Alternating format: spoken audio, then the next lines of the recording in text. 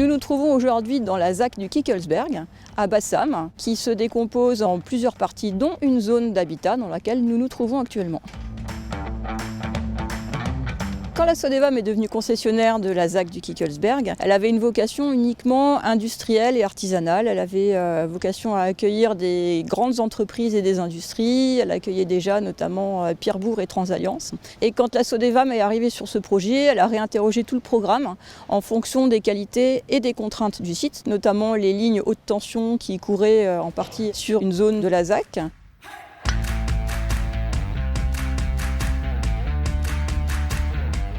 Ici, nous, on se trouve au sud de la commune de Bassam, sur le golfe, qui a été ouvert en 2018. C'est un équipement qui est en complémentarité totale avec ce qui se passe sur la commune de Bassam, où on peut pratiquer du sport de voile, la natation bientôt, faire du camping, et puis ce golf aussi, qui permet aussi d'attirer une certaine population, également des scolaires, puisque nous avons d'une part, au niveau de Thionville, c'est le lycée Saint-Pierre-Chanel, où il y a une section sport-études consacrée au golf. La commune de Bassam, pour ce qui la concerne, nous avons aussi noué un partenariat avec le golf pour initier les élèves de CM1, CM2 à la pratique de ce golf, de venir ici une fois par semaine s'entraîner.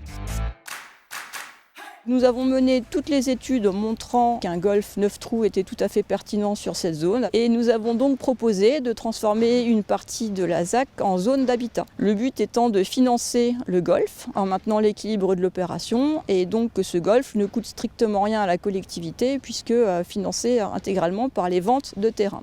Donc nous avons décidé de vendre ces terrains à vocation d'habitat à l'aménageur Delta Aménagement, que nous avons laissé viabiliser et aménager les terrains, mais avec un cahier des charges relativement strict.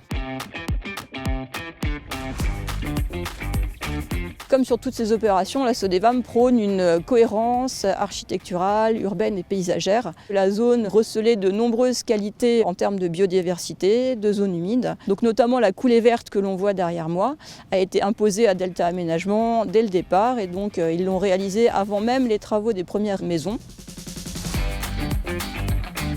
Et sur la partie artisanale, donc la Sodevam développe plusieurs produits, à savoir que nous vendons des parcelles complètement viabilisées, mais également un village artisanal développé par la Sodevam, qui est un produit qui offrira 12 cellules aménagées à destination des artisans, ces cellules étant proposées autant à l'acquisition qu'à la location, afin de diversifier l'offre aux artisans.